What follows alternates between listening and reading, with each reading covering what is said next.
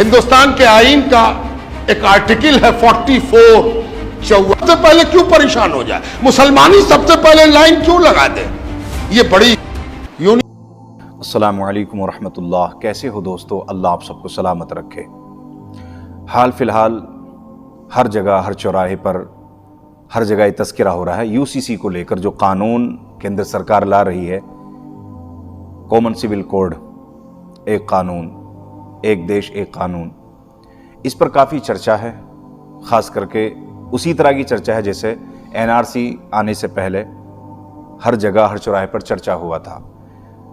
अब ये तो केंद्र सरकार ही जानती है उनका क्या प्लान है इसके पीछे। हालांकि एनआरसी भी कई जगह फेल हो गई थी, और ये भी सच्चाई है कि हमारे देश के अंदर 22 किलोमीटर के फासले पर जाकर यहाँ के रीति रिवाज, लैंग्वेज तक चेंज हो जाती है, खान पान चेंज हो जाती है, माहौल चेंज हो जाता है। लेकिन पता नहीं केंद्र सरकार को कौन गाइड कर रहा है, और वो इस चीज़ को ख्याल नहीं रख रहा कि हमारा देश एक ऐसा देश है जहाँ सबसे ज़्यादा लैंग्वेज इस्तेमाल होती हैं, रस्म व रिवाज अलग अलग हैं, तौर तरीक़े अलग अलग हैं। खैर ये वो जाने, लेकिन ये मौलाना है जिनकी वीडियो आप देख रहे हैं और मैं दिखाने वाला भी हूँ आपको।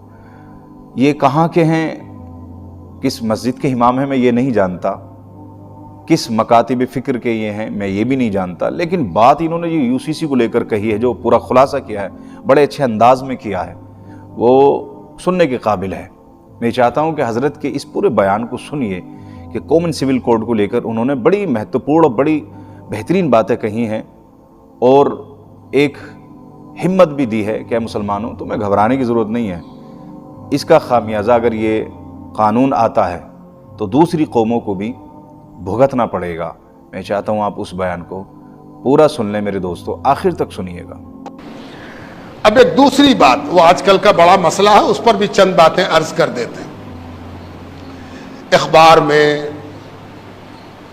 इलेक्ट्रॉनिक मीडिया में, सोशल मीडिया पर एक बात बहुत गश्त कर रही है कि सरकार यूनिफॉर्म सिविल कोड की बात कर रही है। यूनिफॉर्म सिविल कोड ये क्या चीज़ है भाई? मुसलमान के बहुत बड़े तबके में एक परेशानी और हैजान लोगों ने पैदा कर दिया कि है क्या, क्या होगा, कैसे होगा। तो पहले तो ये समझना चाहिए कि जो लोग ये सब काम आजकल कर रहे हैं वो अपने देश के लिए बहुत ईमानदार नहीं हैं। बड़ी ईमानदारी और सच्चाई के साथ ये काम नहीं हो रहा है। आजकल जो भी काम देश में किया जाता है वो सिर्फ और सिर्फ राजनीतिक लाभ लेने के लिए किया जाता है, सियासी फायदा।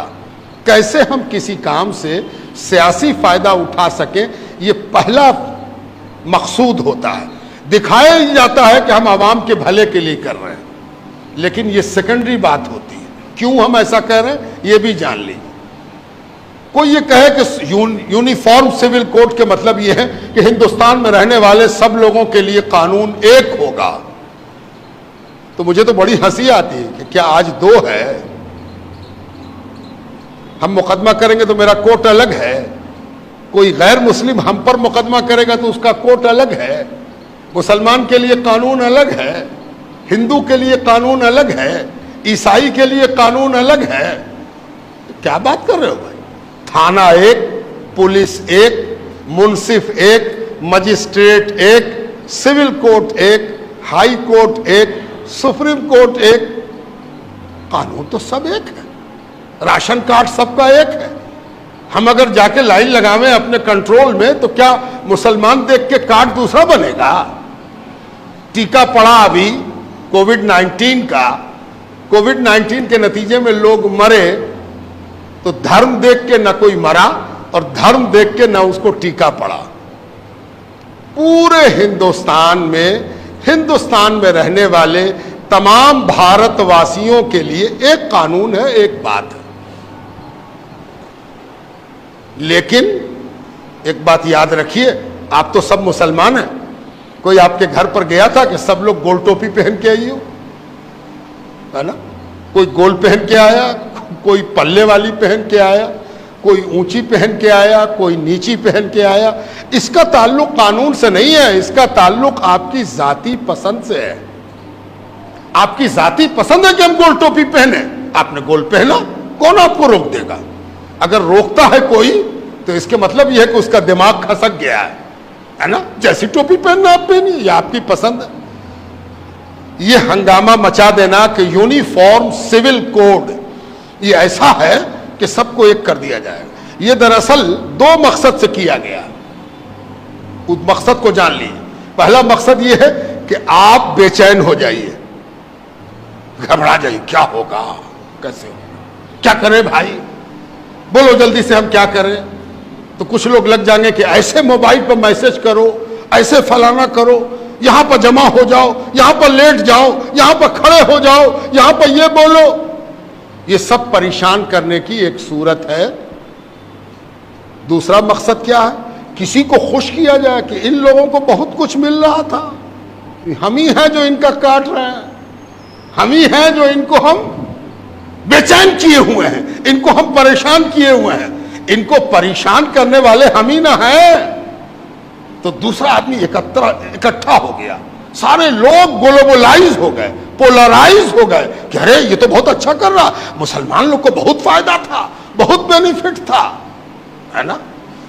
اگر کوئی پوچھ دے کہ مسلمانوں کو کیا فائدہ تھا تو سب سے پہلی چیز یہ بتائی گئی کہ مسلمان 4 شادی کر سکتا تھا۔ 4 شادی، جانتے ہو مسلمان 4 شادی الاؤ ہے، اس کو 4 شادی کرے گا، ہے نا؟ یہ ایک ہوا بنائی گئی، یہ ایک ماحول بنایا گیا، ہے نا؟ اور اس ماحول میں کبھی بھی سچائی سے واسطہ نہیں پڑا کہ یہاں پر ہزاروں مسلمان جمع ہیں، ذرا پوچھ تو دیجئے کہ کتنے آدمی نے 4 شادی کیا ہے، کتنے نے 2 شادی کیا ہے۔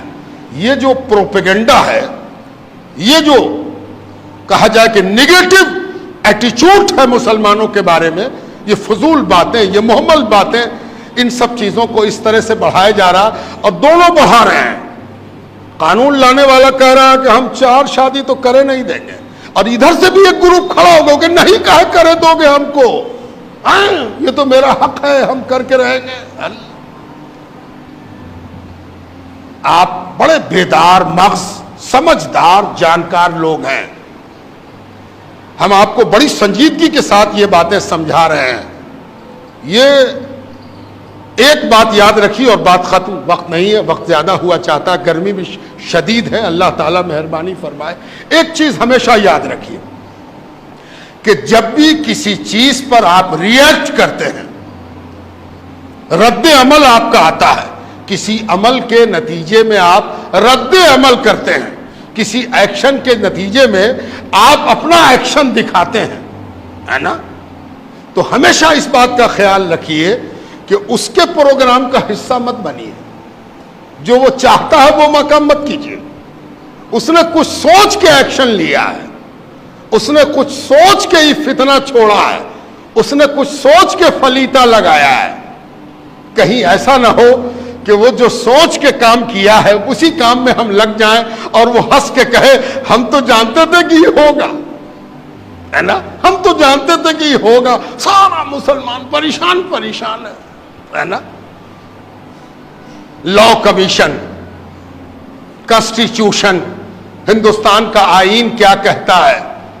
ہندوستان کے آئین کا ایک آرٹیکل ہے 44 آرٹیکل، وقت نہیں ورنہ میں تو تفصیل میں جا کے آپ کو سناتا اور سمجھاتا بات کو۔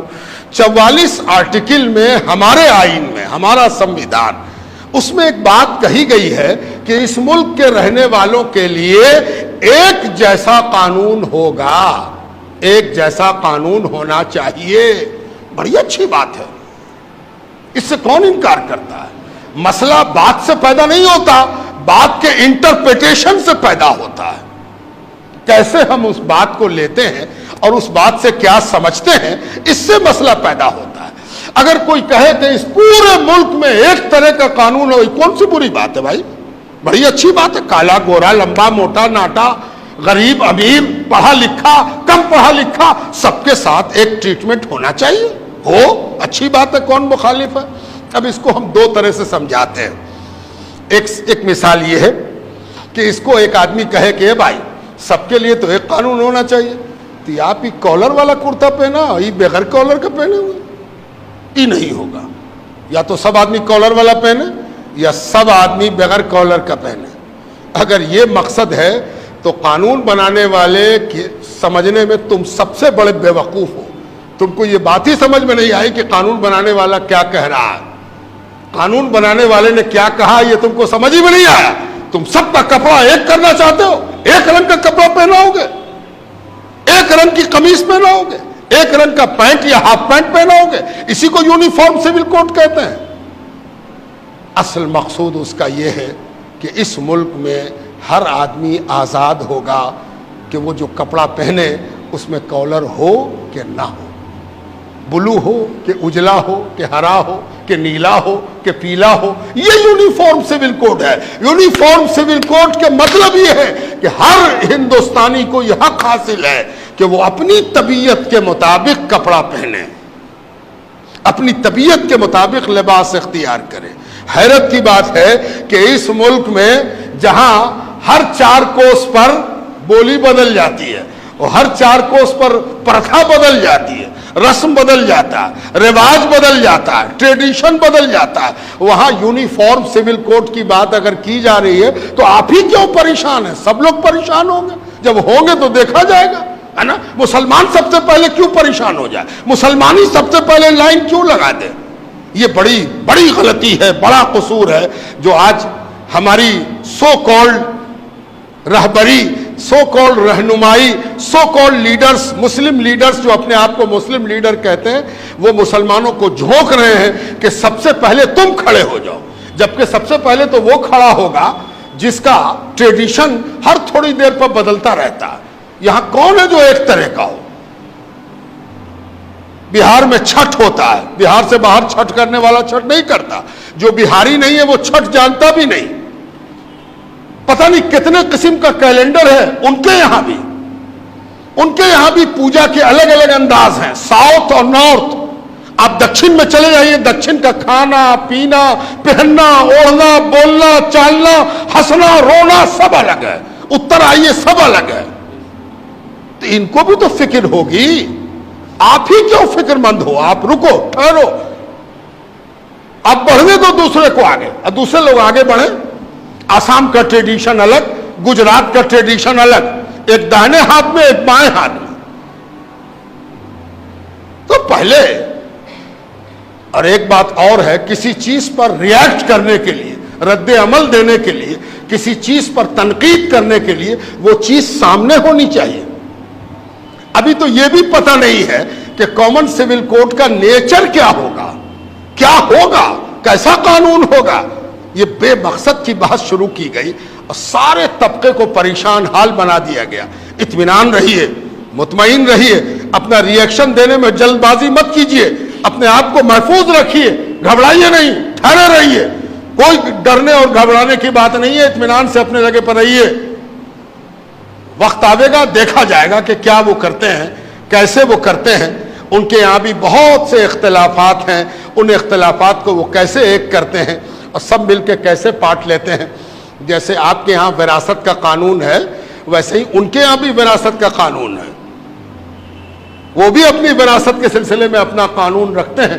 عیسائی کا اپنا قانون, ہندوؤں کا اپنا قانون, بودھوں کا اپنا قانون, پارسیوں کا اپنا قانون, مسلمانوں کا اپنا قانون.